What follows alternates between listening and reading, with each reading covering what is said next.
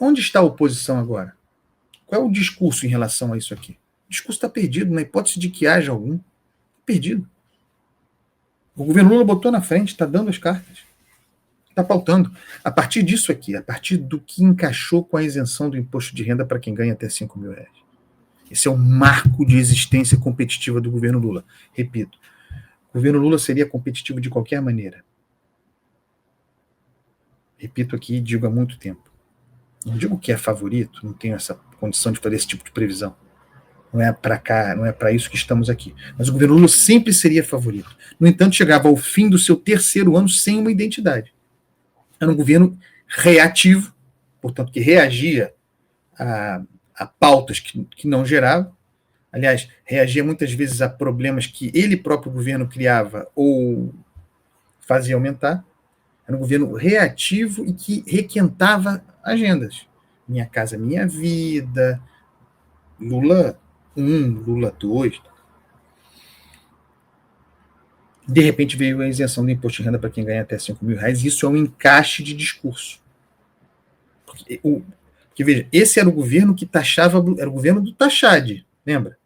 Aqui nós nunca usamos esse tipo de definição, mas era o governo do taxade, né? O governo que taxava a blusinha da classe média, dos mais pobres. Esse governo, que continua dando benefício fiscal, e é o que mais deu para rico, esse governo agora virou aquele que isenta de imposto de renda o outrora taxado nas blusinhas. Isso é um discurso poderoso, que não pode ser subestimado.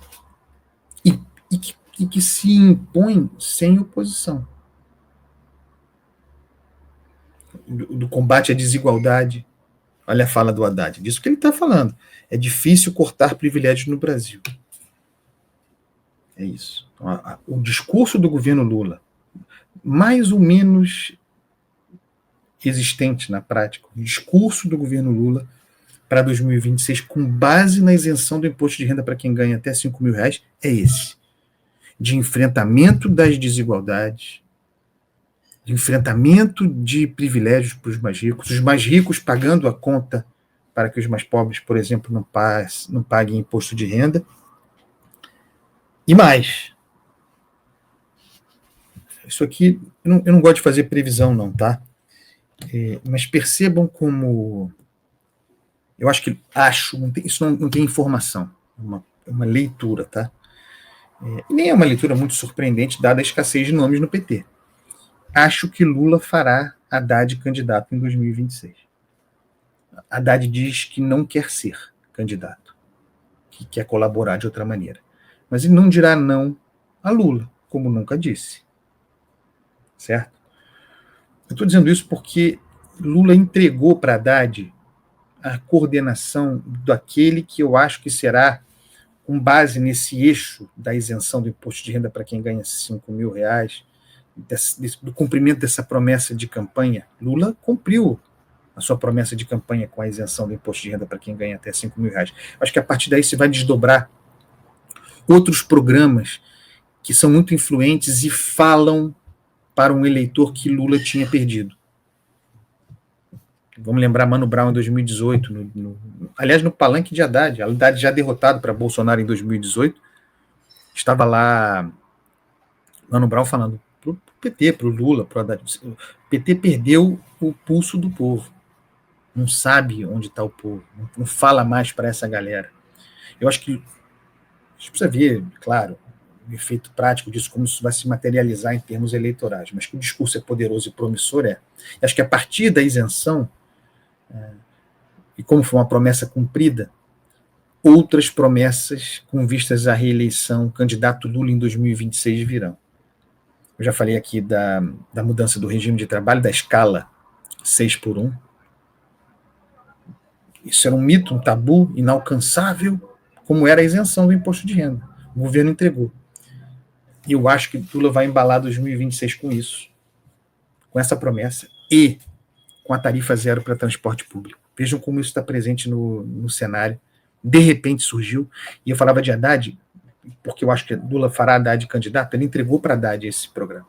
Tudo bem, ele é o ministro da Fazenda, tem que fazer as contas, é verdade, mas ele deu protagonismo para Haddad. O candidato à reeleição é Lula. Mas se Haddad for candidato a governador de São Paulo, ainda mais num cenário em que Tarcísio não seja candidato à reeleição, em que Tarcísio vá à presidência, esse é outro assunto, Haddad talvez fosse competitivo como nunca antes. E sendo o pai, junto com Lula, né, paternidade compartilhada, mas aquele gerentão da tarifa zero para transporte público na cidade, no estado, São Paulo, de onde, em função de tarifa, de bilhete de ônibus, houve, há mais de 10 anos, as manifestações de rua, aquelas de 2013. Eu acho que não é à toa que Lula dá a Haddad essa bandeira da tarifa zero para transporte público, para ônibus, essa bandeira que é muito influente e factível, a um custo gigantesco, talvez. Um custo haverá, mas é factível e faz as pessoas sonharem. Isenção do imposto de renda. Aumenta a capacidade de consumo das pessoas. Já para 2026. E aí o sonho de trabalhar menos, sonho de não pagar a passagem de ônibus, Lula está embalando. Esse é o discurso sem oposição. Eu repito, a direita não tem oposição. Direita brasileira. Sequestrada pelo bolsonarismo. Quase que completamente. Já falei isso aqui. Qual é a direita brasileira hoje, com representação, ainda que pequena, que não está sob a influência do sequestro bolsonarista? É o movimento MBL, que, aliás, constitui um partido Missão. É o MBL. De resto, o bolsonarismo sequestrou de tal maneira a direita, impondo, e agora enfraquecida, a agenda, a bandeira da anistia. Qual é a bandeira? Enquanto Lula aprova isenção do imposto de renda para quem ganha até R$5.000, enquanto projeta um programa para a campanha eleitoral de tarifa zero em passagem de ônibus, de revisão da escala do trabalho, elementos sensíveis, fluentes e influentes. Enquanto sem oposição, Lula encaixa esse discurso, à véspera do ano eleitoral, a direita brasileira tem como bandeira a anistia Jair Bolsonaro. Uma pauta, por óbvio, porque sequestrada pelo bolsonarismo, especialmente tomada pelo bolsonarismo eduardista, de Eduardo Bolsonaro, enfraquecida no momento em que o monopólio de Eduardo Bolsonaro de acesso à Casa Branca foi furado por Lula. Aliás, uma das razões por que a direita está perdidinha é porque, perplexa, não conseguiu ainda lidar com essa surpresa, foi pega de surpresa. Achavam que, a partir de Eduardo Bolsonaro, eram os senhores da Casa Branca. Só eles falavam a Casa Branca. De repente, Lula foi e falou com Trump, com todos os ecos positivos, ainda que, do ponto de vista prático, sem nenhum efeito ainda. O tarifaço continua, Magnitsky continua, mas do ponto de vista da imagem, a imagem é Eduardo Bolsonaro enfraquecido e isolado. E quem fica enfraquecido e isolado com isso? O bolsonarismo. Bolsonaro preso, doente. Esse é o texto do próprio bolsonarismo, da dissidência que Eduardo Bolsonaro lidera à direita. Bolsonaro sequestrado, um homem doente, refém e incapaz de tomar decisões. Olha o vácuo. Olha o vácuo em que a direita está. E fica uma disputa de 100 votos, né? De gente que não tem voto. Ciro Nogueira não tem voto. Tem mais voto no Senado do que no Piauí. Ronaldo Caiado, sem voto. Para presidente da República, sem voto. Para presidente da República, Romeu Zema, sem voto. É uma disputa de 100 votos. Eduardo Bolsonaro, o voto é do pai. O vácuo da direita. Batendo cabeça.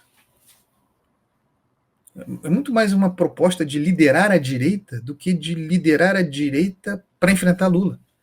A consequência, enfrentarei Lula competitivamente e serei o líder da direita? Não. O importante é liderar a direita. É isso que está em disputa. Eduardo Bolsonaro, esse é o lance dele. E é a direita posta nesse lugar.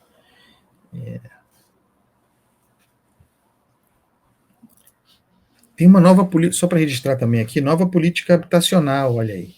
política de crédito habitacional a ser anunciada no dia 10, sabe onde? Em São Paulo. Você acha que a Haddad não estará lá, nesse evento? Haddad, já apontado para ser o cara da tarifa zero do transporte público. Esse anúncio vai ser no dia 10 em São Paulo. Ademais, terra de Haddad, terra de Lula, terra de Tarcísio de Freitas. Tarcísio de Freitas, cuja comunicação péssima, meu Deus do céu. Só para registrar aqui, né? Tarcísio, comunicação muito ruim. Se desculpou ontem, né, pela aquela fala. Jair Bolsonaro assinaria aquela fala, né? No momento em que, no estado que ele governa, o metanol faz vítimas, misturada a destilados, disse Tarcísio de Freitas. No dia em que falsificou. Ele achou que estava sendo engraçado. Essa rapaziada dele, né? Achou que estava sendo engraçado. No dia em que falsificarem Coca-Cola, vou me preocupar. Aí olhou para o lado para ver se tinha alguém rindo. Tarcísio, que jornada, hein? Que fase da direita brasileira. E Lula.